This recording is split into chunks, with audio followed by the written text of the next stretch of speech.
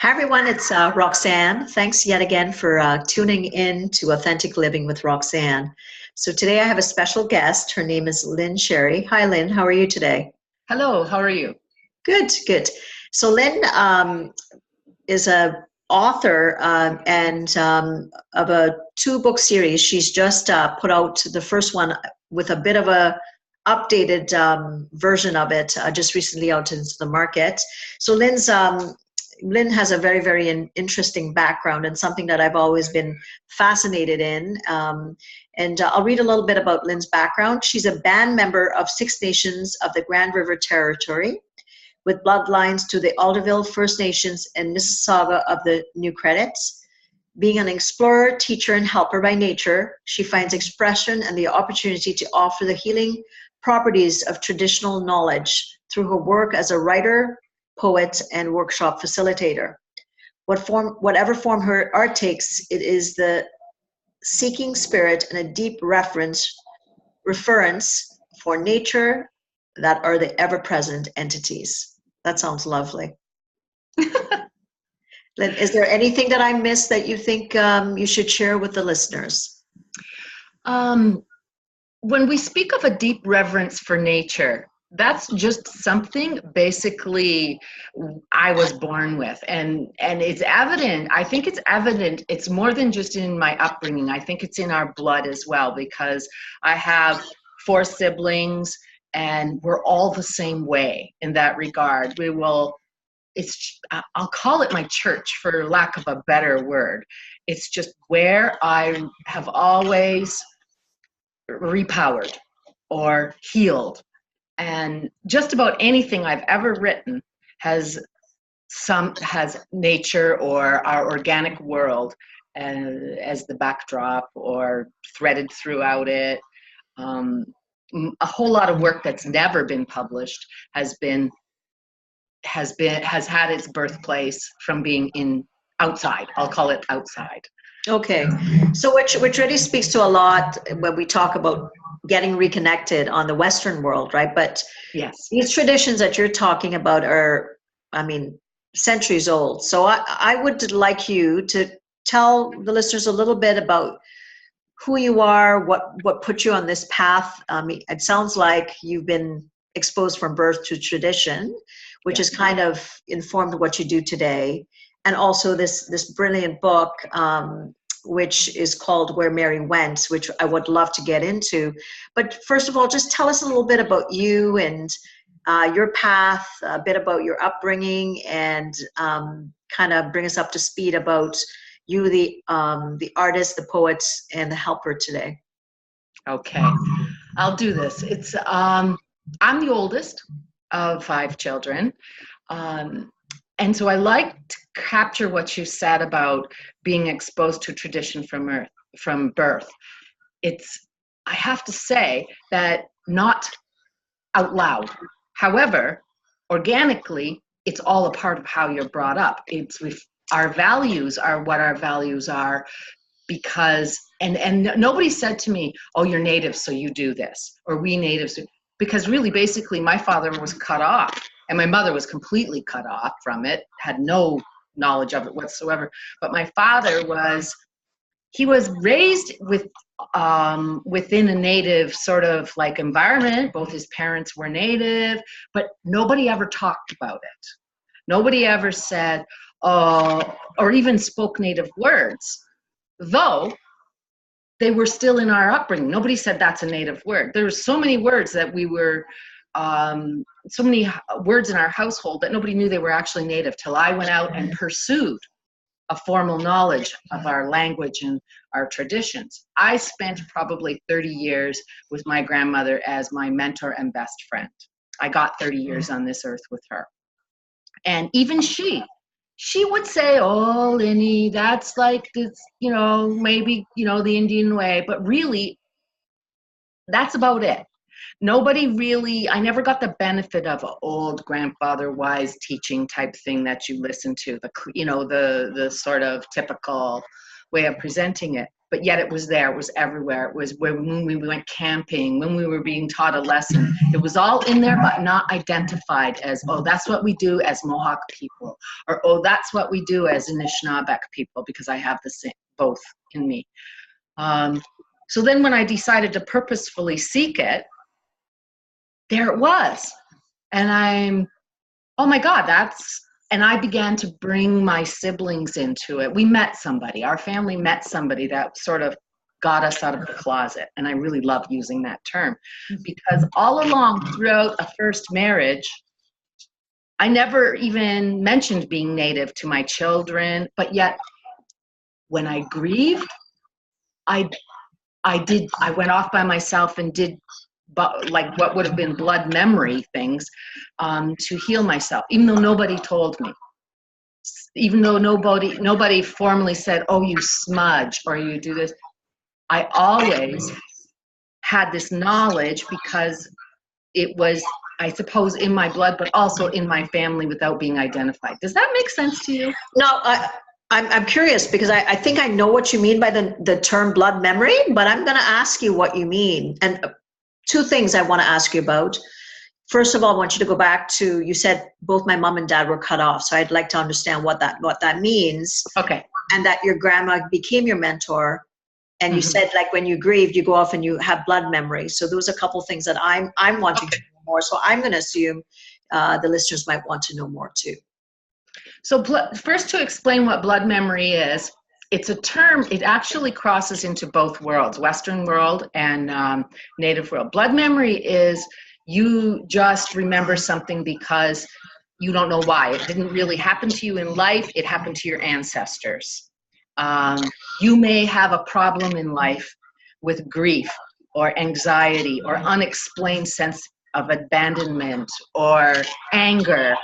And it might have actually happened to your mother or your father or your grandparents. So that's pretty easy to imagine that impact in the Native world or any race that's been really abused or oppressed.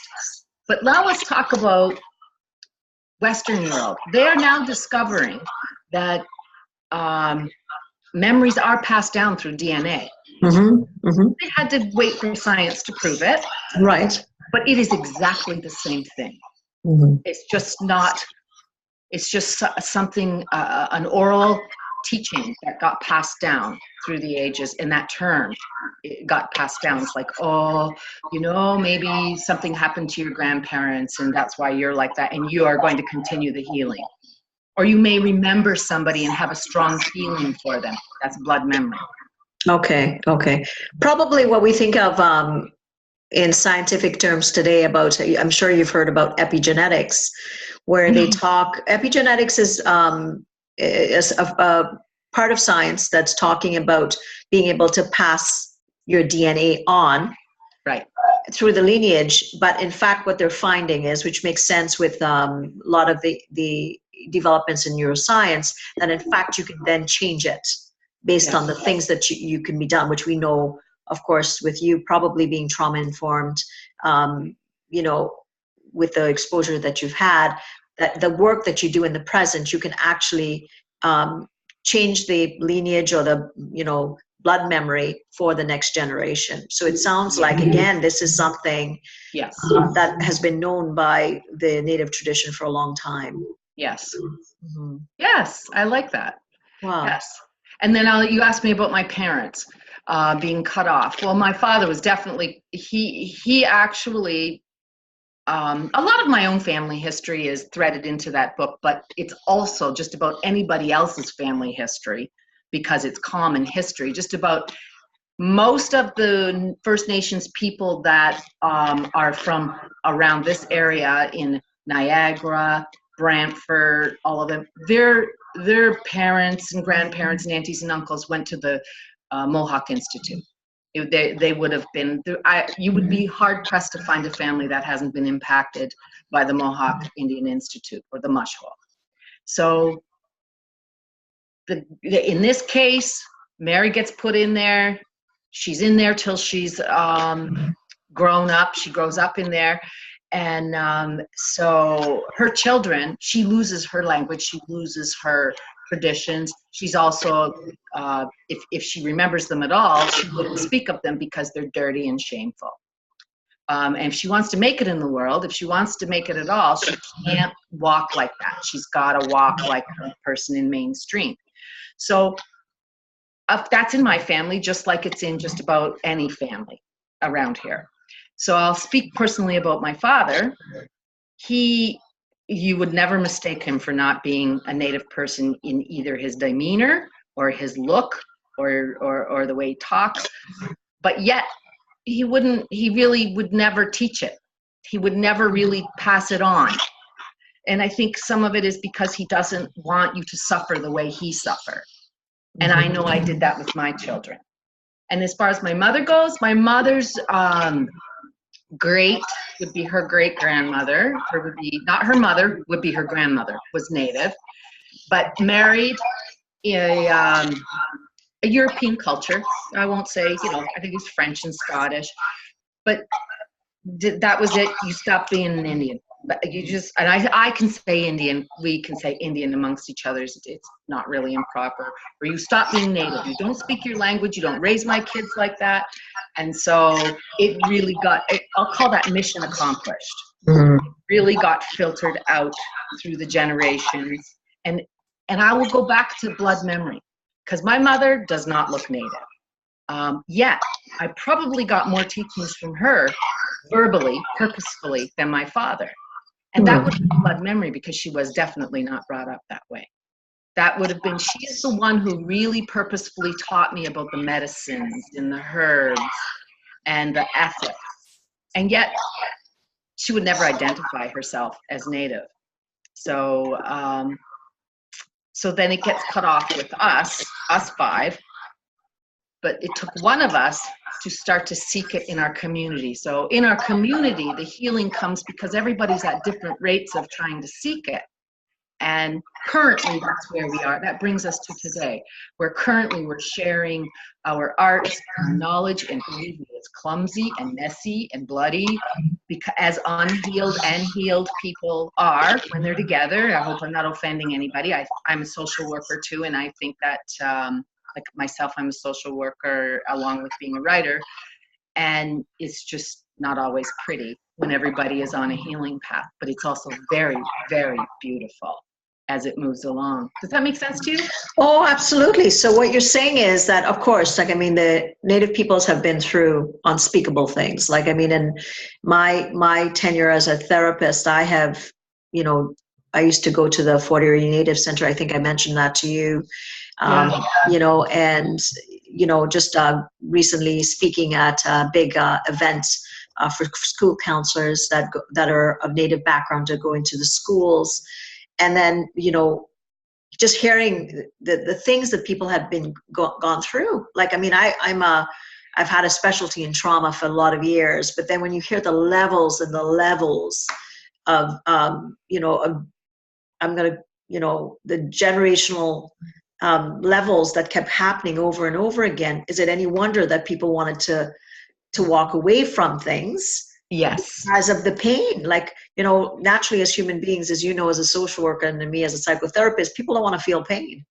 No. But when it's an entire, nation, I'm going to say, or people that are trying to be, that are basically been obliterated or tried to be obliterated, yes. And we see the impact. So it's so nice to hear that now, as you go out into the, the different parts of the community, that people are embracing things and recognizing it and wanting to heal. What do you think has made the change or the shift that people started to, want to understand and connect again? I can answer that question so quickly and with a lot of heart. It's the will to survive. We as a people have such a strong will to survive. And it shows up in our stories, and which is why I wrote, one of the main reasons I wrote Mary, Where Mary Went, in the format that I did. Because when you listen to old people tell their stories, and anybody who's been traumatized by residential school, which is almost anybody who is Native, they focused, and rightly so, on the pain and the trauma and the grief and the abandonment and the fear. I have that. Of course, that's in my book too. But I had a relationship. The women in my family are fierce, like not fierce, aggressive fierce, but fierce survivors, and that comes directly from my DNA. That the person I spent the most time with just would not accept the place we were put in, society was trying to put us in. And I refused to accept the place. And now I don't really have to. Now, so much progress has been made by my generation, and the next generation is benefiting and taking further through higher education. But my parents and my grandparents survived, and that was enough. We're here, and I really think it's a sense of survival, and a sense of community, which is what was attacked more than anything, was our sense of community. If you ask anybody what they value most, and they can't have anything else, you think it's their wedding ring or their jewels, or I know you know better, or their fancy house, it's their family. So if you take somebody's family away from them, and I can choke up over this because I know it's the truth. If you take their family away from them, you can make them into what you want. More or less, you'll probably screw them up more than anything. But some of us, went along and played our part and bought property and worked in the mainstream world, which is what my father did and what I did. But that blood memory never stopped digging at me, even through a marriage to a non-native person, even through old in-laws that were made things harder, and I still kept it alive inside. Just like my grandparents and my parents did. I kept something alive so that when I could bring it out. And I bring it out through my art. I bring it out through my writing and my poetry, and my fellow community members are bringing it out through what they do, what their medicine is. We call it our medicine. So my writing's my medicine for the world. And what a nice way to put it, my medicine for the world. So you're a band member of Six Nations, and so tell me, what I hear is pure strength, right? Because my brand is connection, and the importance, the vitalness of the better connected we are to ourselves is the best inoculation you can give yourself. Yes. In the world, within yourself. It's almost like I always call it, it's like concentric circles of intimacy around you, right? Yes. So I connect to who I am truly. Yes, and I like, having my background in my book, I talk a little bit about some of the trauma that I went through. Yes. I'm seeing through violence as a child, and how that kind of informed me. But culturally, even coming from the Caribbean, there is this normative element around infidelity and violence that kind of got accepted and kind of permeated. And I said, no, not me. And then spoke a little bit about some of the replication or the reenactment that I did in my long-term significant relationship, and kind of how it hits you in the head. Yes. It hits you in the head, and it says, okay, you're not listening to me, so you're going to kind of start to wake up. So it's interesting when I hear the strength, regardless, that you picked up from your mom that never spoke of it. From your grandma, it sounds like it came more directly. More directly. Well, my father, all three of them, but the women in my family are very strong. Sorry, I just interrupted you. No, that's amazing. So it's interesting, right? Like, kind of, you're going through your life, and you're, like you said, you're doing your thing, and then you get these, I call them guideposts, that kind of redirects you back. It may not seem like the best thing at the time, but then you look back and you think, oh, what? I keep hitting the same guidepost that's trying to get me to go left, but I keep going right. Yes. Would you say that some of your path, or some of the First Nations path, that's what's happened to the present generation that makes them want to kind of relish, I'm going to say, and stand up and say, this is who we are, this is what we're about, these are our traditions, this is inherent in me? Well, they just have a better self-esteem than we had. We had to drag ours up out of the ground. Nobody was telling us, geez, you're doing great. You know, in a normal family, I'm in a household right now where it's a non-native family, and it's I wouldn't call it a traditional European culture, but families remained intact throughout the generations.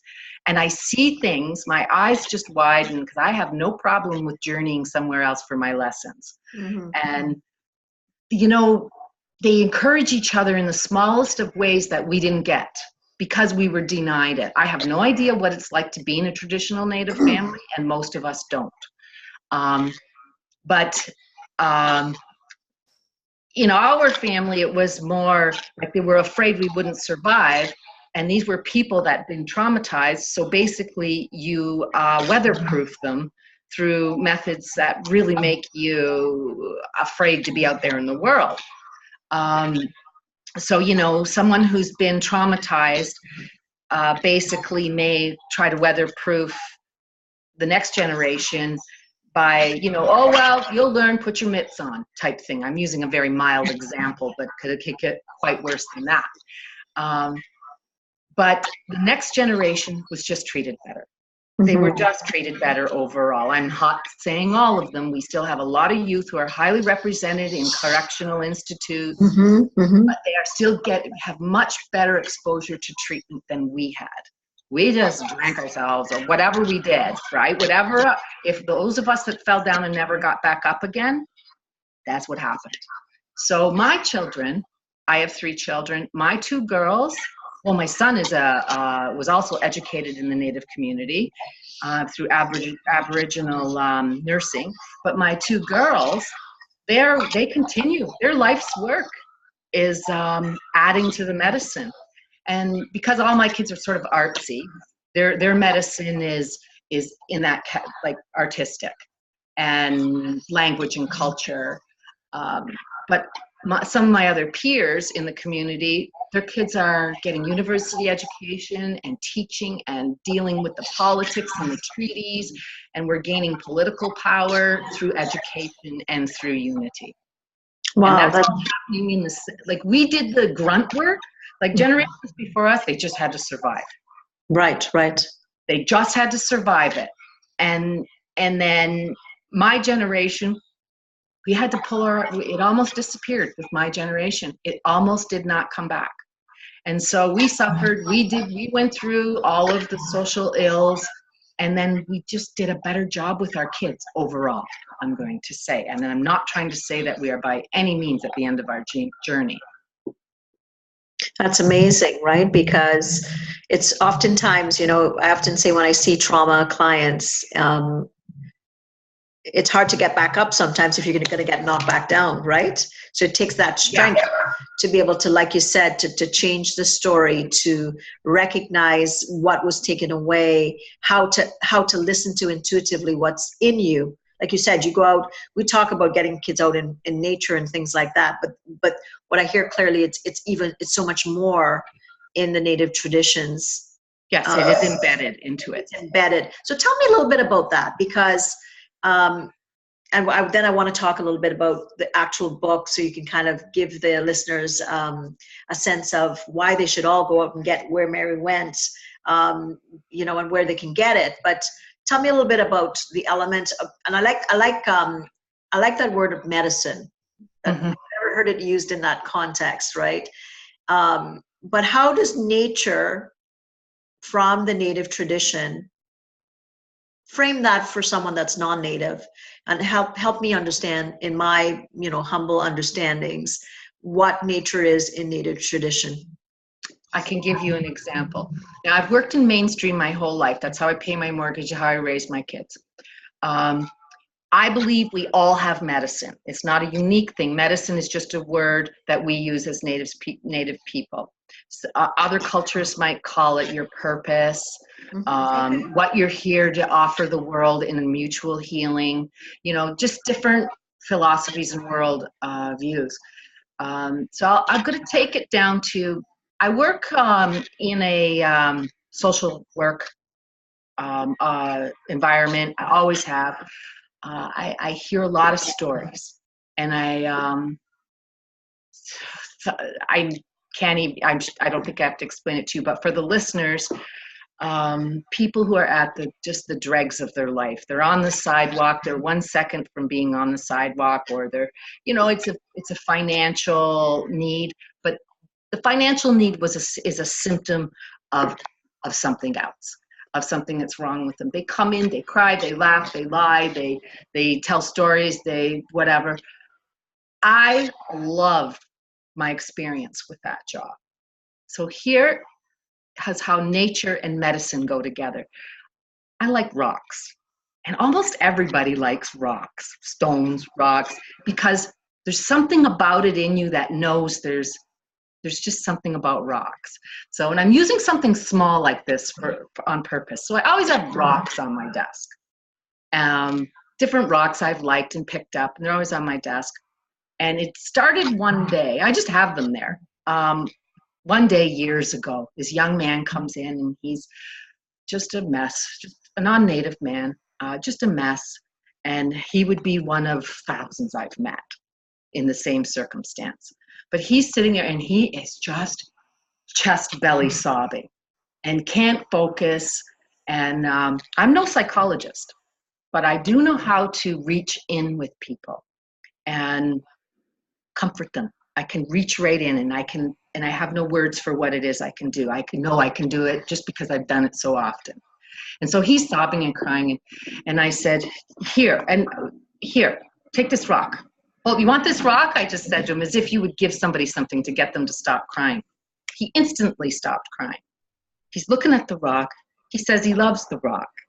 And now this might sound funny to you, and it is. I have a smirk on my voice because in my profession, I try to stay on the surface of it and not like get in all the time, And so he's looking at it, and he says, can I keep this rock? And I said, you keep that rock. And he held on that rock, and he got focus. Now, back then, I didn't even know something that I was actually formally taught later.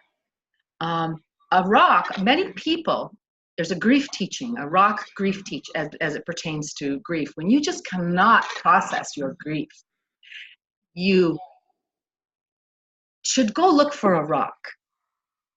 Just go looking for it. Pick it up, a rock that appeals to you. For us Native people, you offer it a little gratitude. For us Native people, it'll be in the form of tobacco, but you offer it a little, you ask it, would it help you? Would it take your grief? And then you just keep that rock handy in your pocket. I don't know how big it is, by your bedside. You can paint that rock. You can dress that rock. You can just hold on to that rock. That rock is going to keep you company through this grief. And a rock is an old thing. It's very dense. It pulls energy into it. There's probably some science to that too, but this is, it can hold your grief what you cannot hold, because we're not as dense and we're more organic, and we need it to go through us, not stay in us. So a rock can hold that. So that makes sense to people. But I didn't know it when I gave it to the boy. And so when you're done, when you feel like you can let your grief go now, it's all in this rock. Offer the rock a little tobacco or gratitude. Bring it to the water and throw it into the water, because the water is stronger than the rock, and the water can cleanse the rock of the grief that you've put in it. And now your grief is not in your body anymore. So I did not know that teaching. I was taught that by an elder later on in life. And since then, I have very consciously given that teaching to hundreds of people who come into my office. It may or may not be cool to give Native teachings. I address it. I don't say, oh, this is an old Indian, you should whatever. I be very adept at tailoring it to who the listener is, if that makes sense to you. But Right. People do it. It resonates. And why? Because it's in you, and you know it's a truth. Well, what a beautiful thing, right? You're putting, I can do the Western scientific part to it, but symbolically, whatever you're saying is, it's taking it within nature, working with nature, Yes. carrying with you.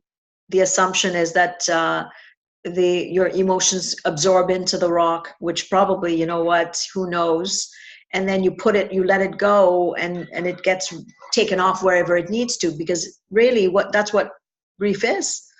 Grief Yes. is, honoring it, bearing it, and letting it go. Yes. So really, I'm sure, and like I said, I've had little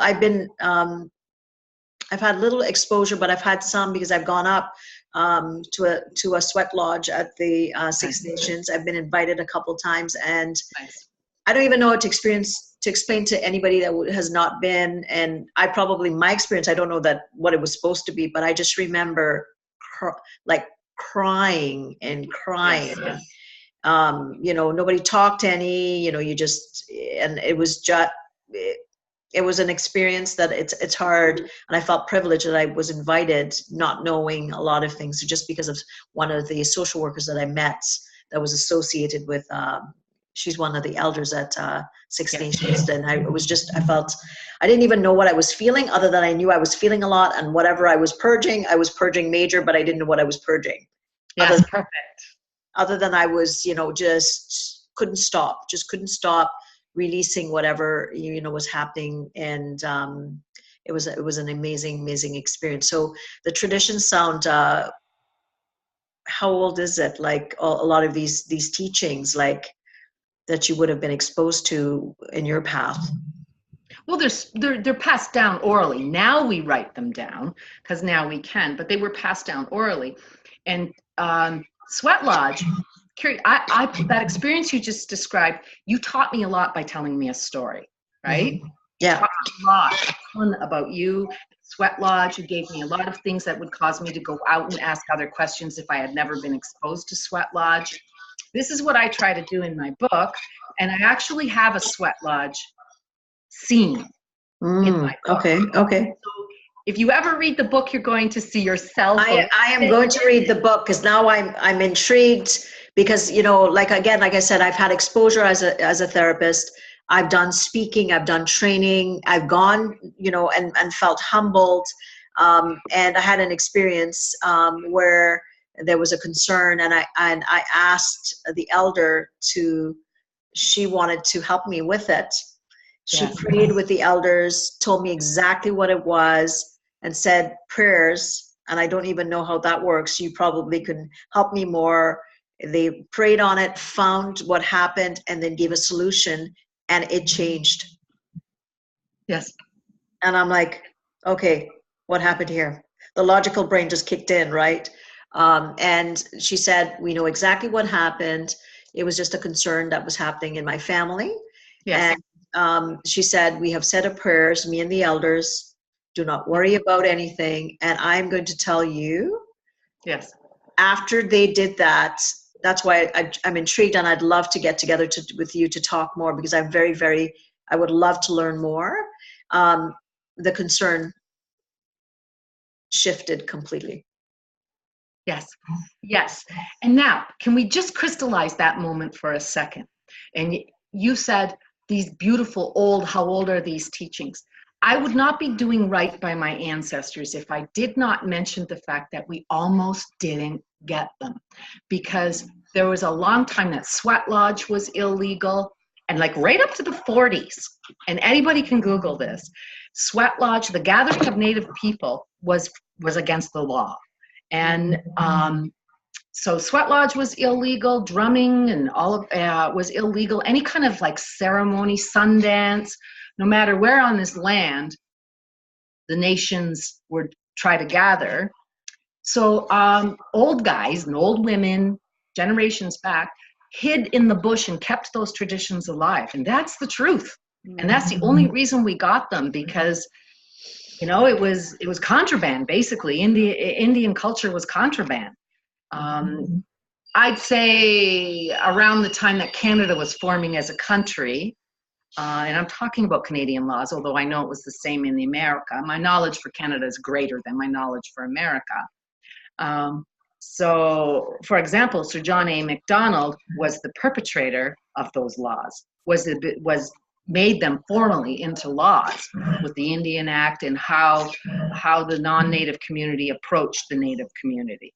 So the colonizing community approached the native community. So that beautiful tradition of sweat lodge, which I keep alive in both my books,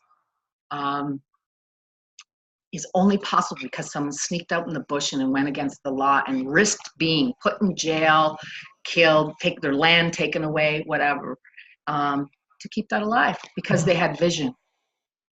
Amazing. Well, like I'm telling you, like that, just my experience, and I kept running into this elder. That's the funny thing. It's almost like this was going on in my life, and I kept running into her, and I kept thinking, why am I'm running into her everywhere, you know? And Yes. then I said something, you know, I said I had to tell her this, what was going on. I don't know why. Something bigger than me said, tell her what's going on, and I did. And then she said, okay, her words were, I've packed my medicine. Please don't say any names. And I said, what? She goes, I don't have, if you say the names of someone or some. The sound went off. Are you not hearing me?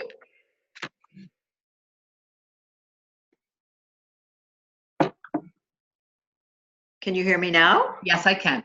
Okay, so she, you know, she had said is that if there's something that's not good and you call someone's name, you release it into the universe. Don't say it. And there was nothing she could do at that time. Yes. So I'm like, what?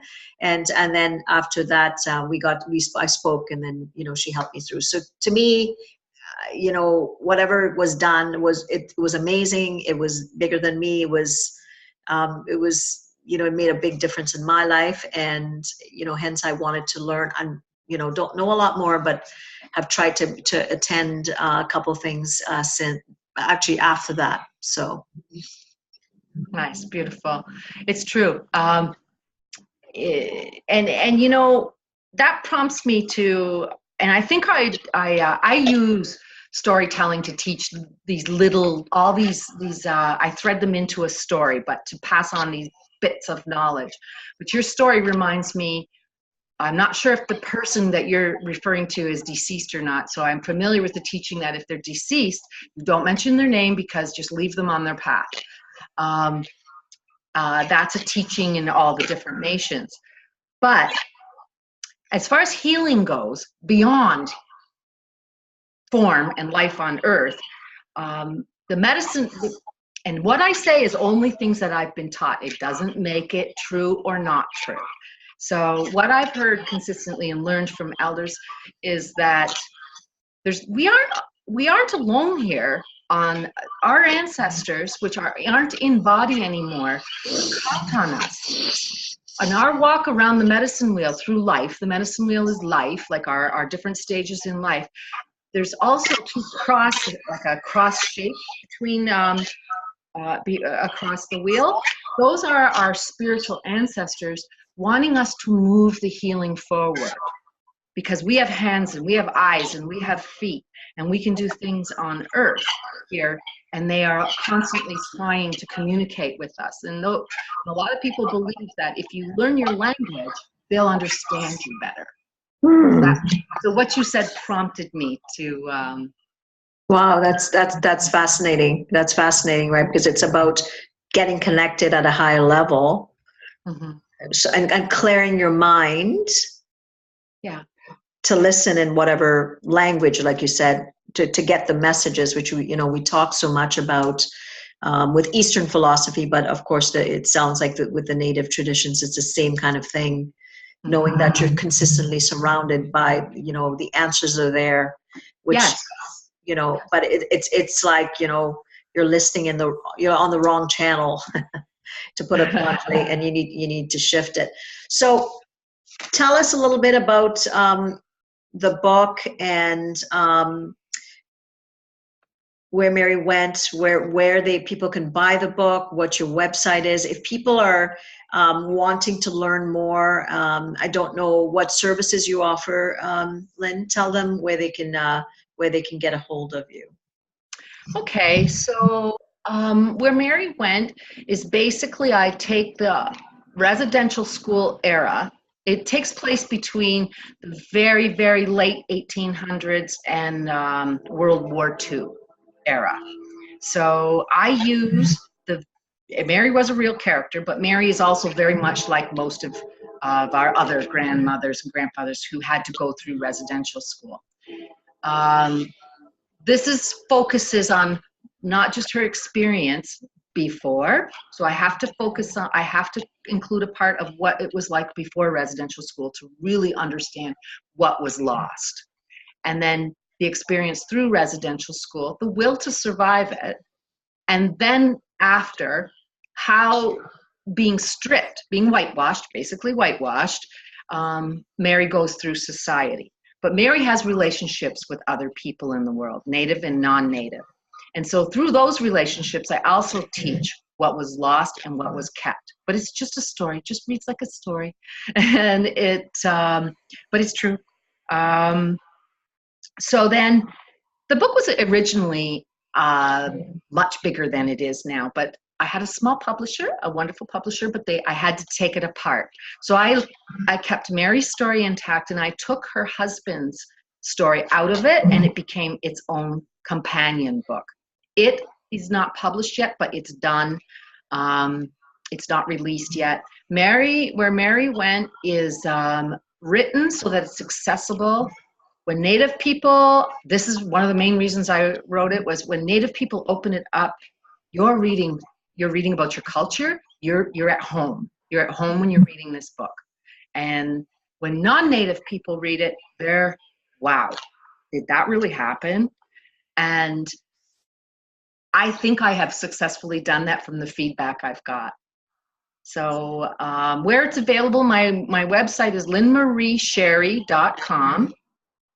And right now, I'm selling the book myself because I just finished buying my rights off it was published by Tatus Books, but I just finished, as a business deal, buying my rights back off them.